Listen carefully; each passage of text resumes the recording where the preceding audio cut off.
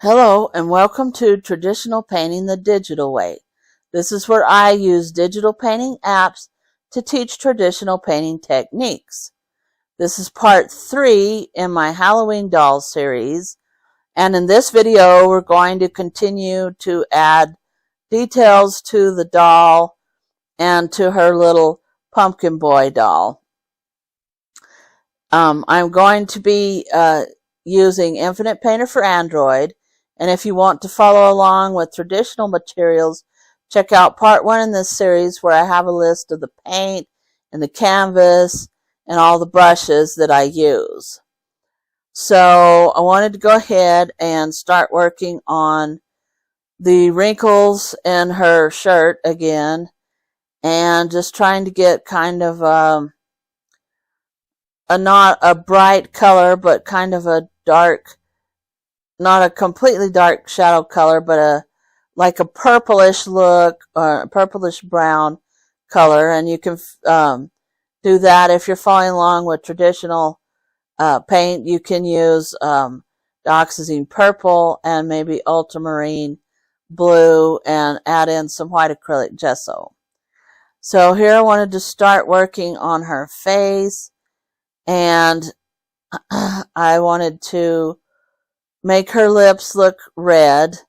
When they painted the doll, they didn't make the fangs go all the way into her lips like they were supposed to. And one of these days I'm going to fix that on my doll with some real paint, my collectible doll. Because these are collectibles, you're supposed to just kind of sit them on the shelf and have them look pretty or whatever. But I think they're made for kids to play with. I mean, kids can play with them too, but these are mainly collectible dolls. These Halloween ones are, because they've got paint on their face and you don't want to scuff it and get it knocked off.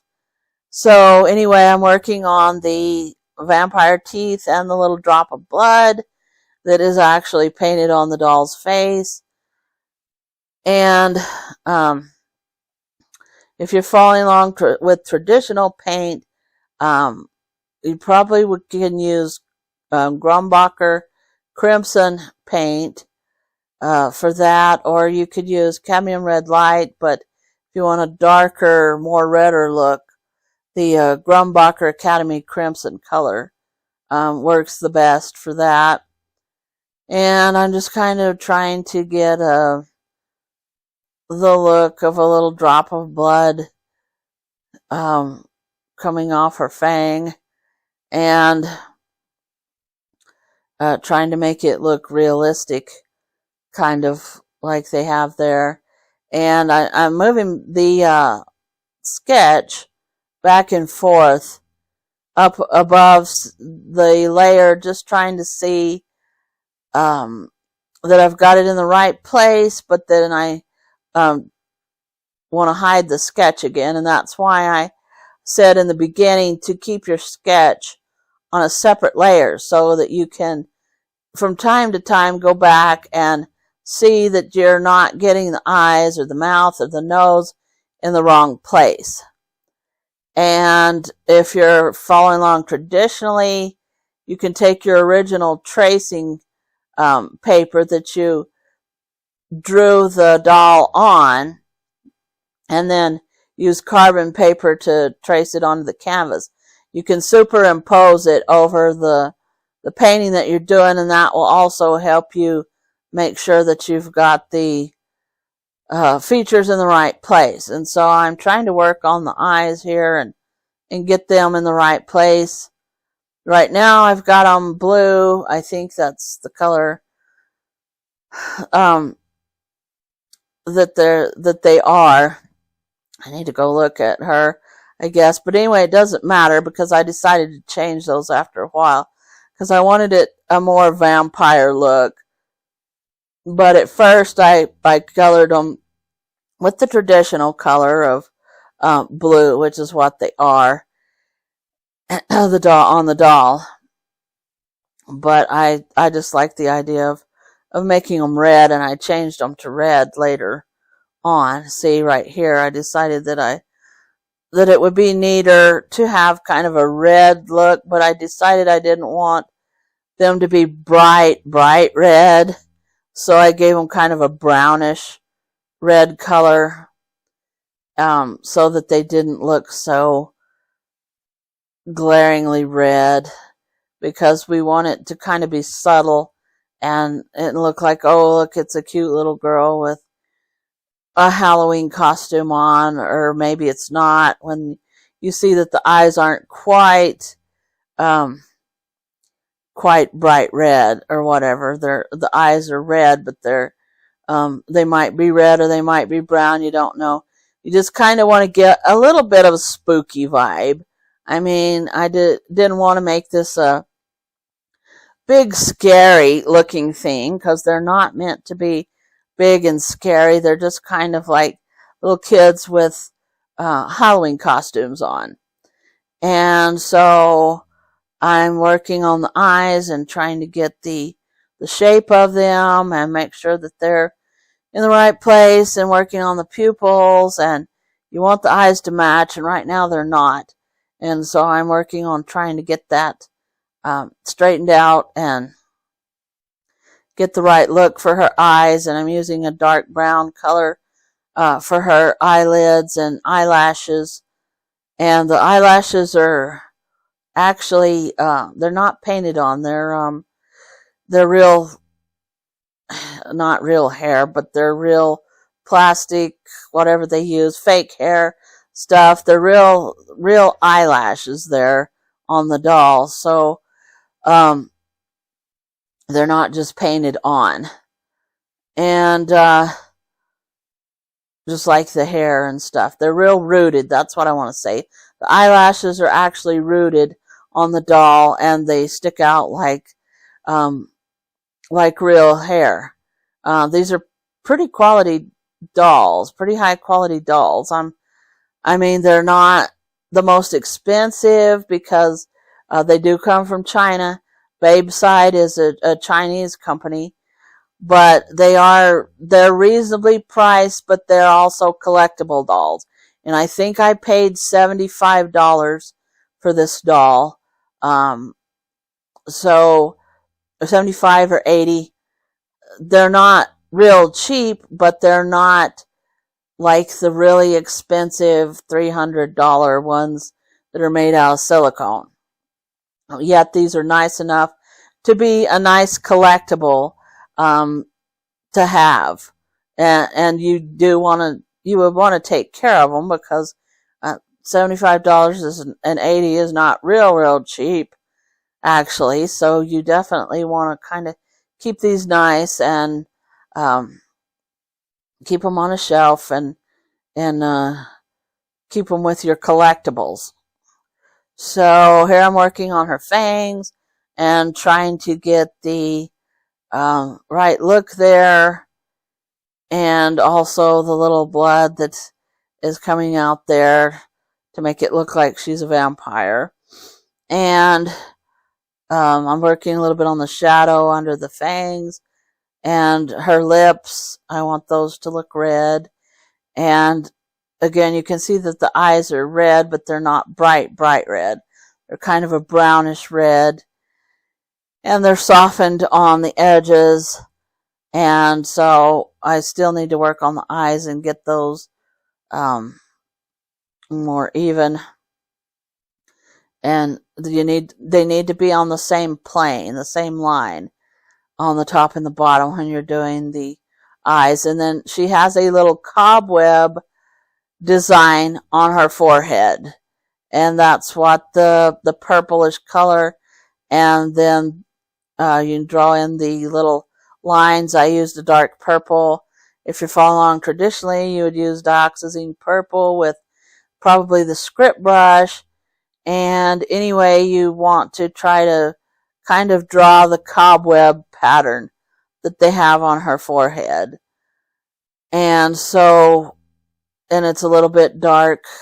It's got the purplish color there, and that just kind of, I guess that just gives the spooky look of Halloween. You might draw a little spider in there if you wanted to, just to give the idea that it's a cobweb. You might make a cute one or something, or whatever you want to do. They have several different dolls that are Halloween dolls, and some of them are like Frankenstein, where they've got stitches on their face. Some of them kind of have more bloody looking, and I didn't like those as well. They're kind of like, or they've got like bloody scratches, and then some of them have like a pumpkin drawn on them. So it just depends. Some of them are a little bit more spooky looking than others, and one has like just kind of a design around her eyes, kind of a dark design, like maybe a gypsy look to them, and she's really pretty. I've thought about getting her, but I already have two of these. So, and then here I'm trying to change the eye, and you can use the liquefied tool and the move tool in Infinite Painter, and I'm just trying to move the eye closer because it's not quite right. It's not on the right plane, and make it a little bit smaller so that they both match.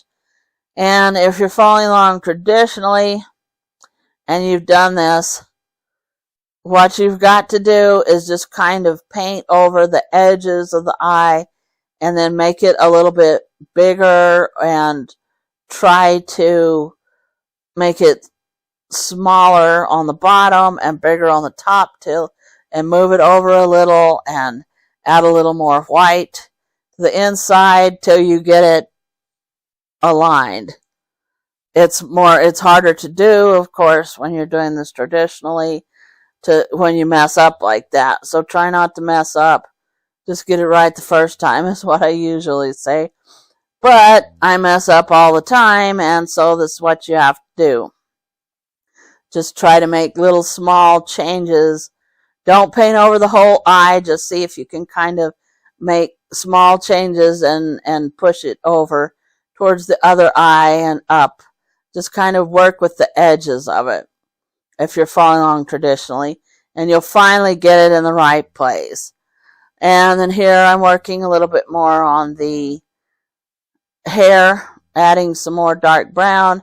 I'm trying to make sure that it stands out from the little hat on her pumpkin doll.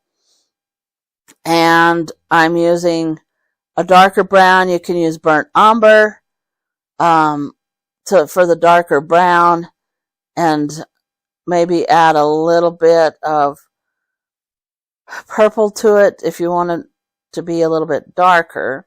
And so here I'm just trying to add some strands there to make it look like the hair is curly, and leave a little bit of the lighter brown in there. And you can use the old oil or the real oil or something that kind of gives a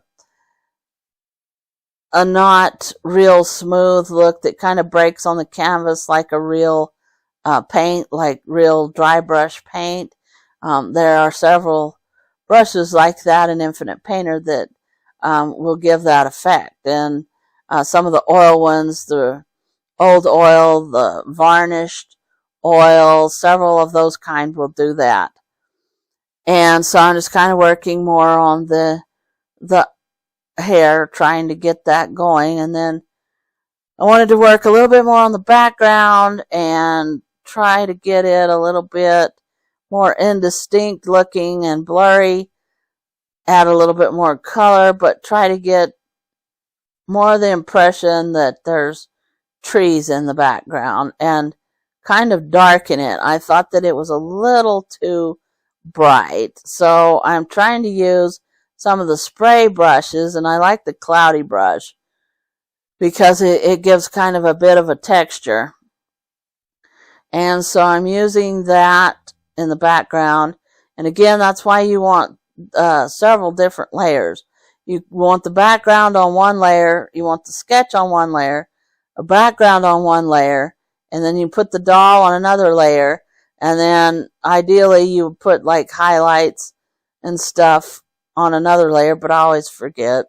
But just as long as I have those 3 layers, that's about enough that I can do things enough to still have the traditional feel of painting, but I can also take advantage of some of the digital tools.